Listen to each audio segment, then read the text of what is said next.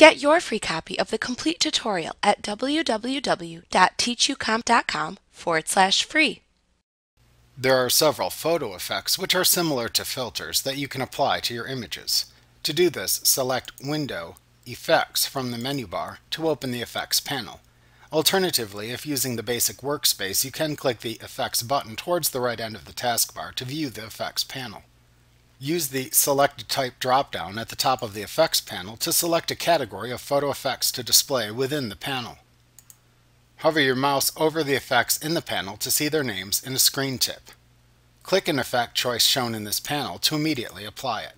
Different effects are applied in different ways. Some effects create a new layer above the existing layers in the file.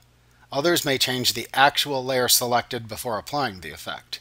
To undo an effect you have applied after applying it, use either the History panel or the Undo command to reverse your changes. Like what you see? Pick up your free copy of the complete tutorial at www.teachucomp.com/free.